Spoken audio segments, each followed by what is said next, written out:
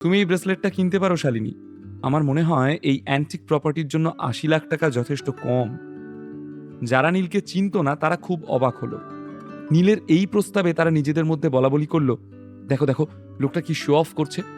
হ্যাঁ, তা যা বলেছ। কোন দোকানে দাঁড়িয়ে কাদের সামনে কথা বলছে বোধহয় ভুলে গেছে। শালিনী মিত্রকে অ্যান্টিকের পিসের ব্যাপারে জ্ঞান দিচ্ছে।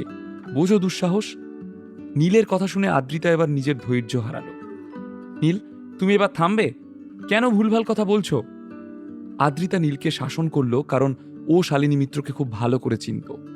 এমন একটা অ্যান্টিক এম্পোরিয়ামে দাঁড়িয়ে নীলের এই সমস্ত বিচার বিশ্লেষণ আদ্রিতার বড্ড বাড়াবাড়ি মনে হলো।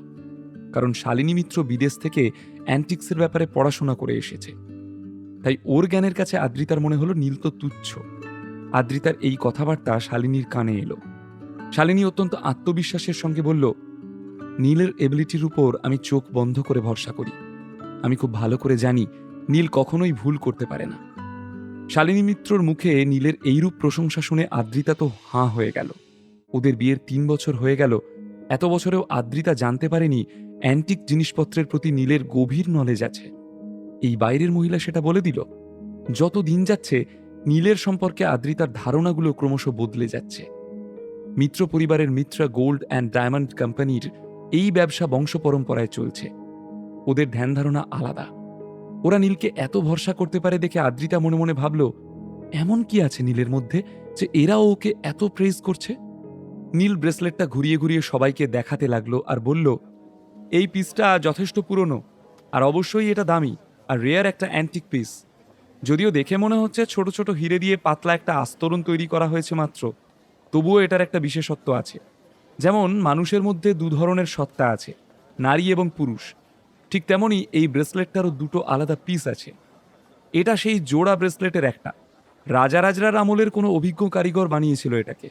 অবশ্যই কোনো ইম্পর্ট্যান্ট ইন্ডিভিজুয়ালের জন্য স্পেশাল অর্ডার দিয়ে বানানো। নীল দোকানে পায়চারি করতে করতে বিশদে ব্রেসলেটটার ব্যাপারে সবাইকে এক্সপ্লেন করতে লাগলো। কম বয়সী ছেলেটিও খুব মনোযোগ সহকারে নীলের কথাগুলো শুনছিল। ওকে দেখে মনে হলো এত কিছু বোধহয় ও নিজেও জানত না।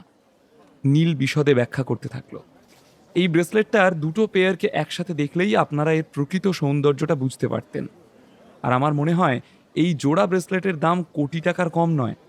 এর সৌন্দর্য এতটাই ব্যতিক্রমী যে যে কেউ এর সৌন্দর্যে মোহিত হয়ে যাবে। তবে দুর্ভাগ্যক্রমে আমাদের কাছে একটাই ব্রেসলেট আছে।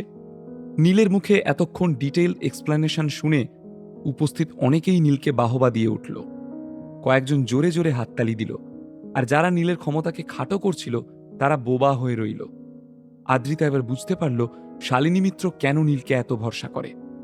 নীলের ওয়াইফ হিসেবে আদ্রিতারও যেন গর্ব হলো। মুগ্ধ দৃষ্টিতে নীলের দিকে তাকিয়ে রইল আদ্রিতা। আজ কেন জানি না হঠাৎ ওর মনে হলো এতদিনেও ও নীলকে এতটুকুও চিনে উঠতে পারেনি। ঠিক আছে, তাহলে ওর অ্যাকাউন্টে ৮০ লাখ টাকা ট্রান্সফার করে দিন। শালিনী মিত্র ওর ক্যাশিয়ারকে অর্ডার করল। ক্যাশিয়ার সঙ্গে সঙ্গে টাকাটা ট্রান্সফার করে দিল ছেলেটার অ্যাকাউন্টে। ইতিমধ্যে ছেলেটি হঠাৎ শালিনীকে বলে উঠল, আপনি ভুল করছেন ম্যাডাম। আপনাকে কে বলল যে এই ব্রেসলেটটার দাম ৮০ লাখ টাকা? এটা তো আমি ওই দামে আর বেচবো না। আপনাকে এখন ২ কোটি টাকা দিতে হবে। আরে, এসব কি বলছো? তোমাকে এইমাত্র ৮০ লাখ টাকা অলরেডি ট্রান্সফার করে দিলাম, আর তুমি তো ব্রেসলেটটা প্রথম দেখিয়ে আমাকে এই প্রাইস বলেছিলে। এখন কথার খেলাপ করছো কেন? আপনি শোনেননি ম্যাডাম, এই দাদা এখনই কি বলল? ২টো ব্রেসলেট একসঙ্গে থাকলে কয়েক কোটি টাকাও কম পড়তো। তাহলে এই ব্রেসলেটটার দাম তো কম করে ২ কোটি টাকা হওয়া উচিত, তাই না? এখন তাই আপনাকে এই টাকা দিতেই হবে, না হলে ব্রেসলেটটা পাবেন না। এই বলেই ছেলেটি নীলের হাত থেকে ব্রেসলেটটা প্রায় ছিনিয়ে নিল। উপস্থিত সকলেই ছেলেটির এই নতুন আবদার শুনে রেগে গেল। কম বেশি সবাই প্রায় চিৎকার করে ছেলেটিকে নানা কটু কথা বলতে লাগলো। ছি ছি, কি লোভী ছেলে দেখো, এ তো দিনে দুপুরে ডাকাতি মশাই। না না, আমি বুঝতে পারছি না, তুমি তো প্রথম ব্রেসলেটটা দেখিয়ে আমাকে একটা দাম বলেছিলে, তারপর নীলের এক্সপ্লেনেশন যেই শুনলে অমনি এক কথায় ২ কোটি হয়ে গেল। এটা তো অন্যায়। তুমি এক কাজ করো, আমার এই ব্রেসলেটটা আর চাই না। তুমি আমায় ৮০ লাখ টাকাটা ফেরত দাও, আর প্লিজ এখান থেকে চলে যাও। শালিনী মিত্র অত্যন্ত বিরক্ত হয়ে ছেলেটিকে কথাগুলো বলল। ছেলেটির ঠোঁটের কোণে একটা তীক্ষ্ণ হাসি ফুটে উঠল। ওকে দেখেই বোঝা যাচ্ছিল ওর নতুন কোনো প্ল্যান করছে।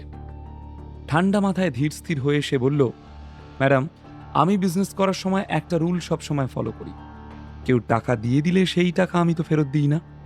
এটা আমার বিজনেস, আর এটাই আমার রুল। এ নিজেকে ভাবছে কি ও কার সঙ্গে পাঙ্গা নিচ্ছে? এত সাহস ও আমাদের উপর ছড়ি ঘোরাচ্ছে। ও জানে না ওর কি পরিণতি হবে। ওকে অ্যারেস্ট করে এক্ষুনি থানায় পাঠাও, পুলিশকে ফোন করো, সবার আগে ওর থেকে টাকাটা ফেরত নাও। উপস্থিত সকলেই ছেলেটার এই ধোঁকাবাজি দেখে রেগে গিয়ে চিৎকার করে বলতে শুরু করলো। প্রচণ্ড কোলাহল শুরু হলো এম্পোরিয়ামে। সিকিউরিটি, একে এক্ষুনি অ্যারেস্ট করো, শালিনী মিত্র চিৎকার করে হুকুম দিল। সব থেকে বেশি শালিনী মিত্রই রিয়্যাক্ট করল। নীলও এক্সপেক্ট করেনি ঘটনা প্রবাহ এত দূর বয়ে যাবে। ও বেশ রেগে গিয়ে ছেলেটির কলার খামচে ধরে বলল, এই এসব কি হচ্ছে এখানে? তুমি কি মজা পেয়েছো নাকি? ছেলেটি নীলের দুহাত চেপে ধরে নিজেকে ছাড়াবার চেষ্টা করলো, কিন্তু পারল না। ও চিৎকার করে বলল, দাদা বলে কি ডাকলাম মাথায় চড়ে নাচবে এখন? তোমার অনেক টাকা আছে বলে কি মাথা কিনে নিয়েছো? তোমার অনেক ক্ষমতা, তাই না? ছেড়ে দাও আমায়, ছেড়ে দাও বলছি। নীল বলল, চুপ। তুমি যদি ভাবো যে তুমি বেঁচে ফিরবে তাহলে ভুল ভাবছো। পিঠের ছাল তুলে দেব ছোকরা। নীল রায়চৌধুরীর সামনে দাঁড়িয়ে জালিয়াতি করছো তুমি। সকলে নীলের কথাগুলোয় সহমত জানিয়ে নিজেদের মধ্যে বলাবলি করতে শুরু করলো। ওকে আজ উচিত শিক্ষা দিতে হবে। ও কোথায় দাঁড়িয়ে আছে জানে না, কাদের সঙ্গে কিভাবে কথা বলতে হয় জানে না, অশিক্ষিত। আস্পর্ধা দেখো খালি একবার। নীলের চোখে সরাসরি তাকিয়ে ফুঁসতে ফুঁসতে ছেলেটা বলল, হ্যাঁ, আমি মিত্রা গোল্ড অ্যান্ড ডায়মন্ড কোম্পানির এম্পোরিয়ামে দাঁড়িয়ে আছি তো। আমি শালিনী মিত্রর সঙ্গে কথা বলছি তো। ব্যবসা করার সময় সবারই একটা রুল থাকে। শুধু কি আপনাদেরই রুল থাকবে? আমার নিজের কোনো রুল থাকতে পারে না? কোথায় লেখা রয়েছে শুধু বড় লোকেরা রুলস বানাতে পারে আর কেউ পারে না? ছেলেটা বেকার তর্ক করে যাচ্ছিল। একে উত্তম মধ্যম দেওয়া উচিত। চলো তো দোকানের বাইরে বের করো। ওকে আজ আমরা মজা দেখাবো। চোর কোথাকার, নির্লজ্জ বেহায়া, ছি ছি, শেমলেস লায়ার। দোকানের আবহাওয়া ক্রমশ গরম হয়ে উঠল। সবার এইসব কথা শুনে ছেলেটি সবার দিকে তাকিয়ে থ্রেট দিল, খবরদার, আমার গায়ে যদি একটাও আঁচড় লাগে তাহলে দোকানে কিন্তু ভাঙচুর হয়ে যাবে। আমি শুধু একটা হাঁক দেব, সঙ্গে সঙ্গে জনদশেক লোক এসে আপনাদেরকে মজা দেখিয়ে দেবে। ছেলেটির এই অদ্ভুত আত্মবিশ্বাসে সকলে স্তম্ভিত হয়ে রইল। সবার মনে হলো ছেলেটি নিশ্চয়ই একা আসেনি, সাথে আলবাত ৫-৬ জন গুন্ডাকে ভাড়া করে নিয়ে এসেছে সে। ডাকলে নিশ্চয়ই তারা দোকানে এসে ভাঙচুর করবে। সেই জন্য ছেলেটির শেষ কথাগুলো শুনে সকলেই বোবা হয়ে রইল। Get out, I said get out. ওকে বের করে দাও এক্ষুনি। শালিনী মিত্র অত্যন্ত রেগে গিয়ে তীব্র চিৎকার করতে আরম্ভ করল। কে এই ছেলেটি? ও এত সাহস পেল কোথায়? ওর মাথার উপর কি কোনো বিশেষ ব্যক্তির হাত আছে? তাহলে সেই ব্যক্তি কে? ও কি মিত্র পরিবারের কোনো গোপন শত্রু? নীল কি এখানে থেকে এই সমস্যার সমাধান করতে পারবে? এই ঝামেলায় আদ্রিতা এবং প্রিয়াঙ্কাও ফেঁসে যাবে কি? বিনামূল্যে গল্প শুনতে নিচের ইনস্টল বাটনে ক্লিক করুন এবং পকেট এফএম ডাউনলোড করুন। লিঙ্কটি রয়েছে ডেসক্রিপশনে।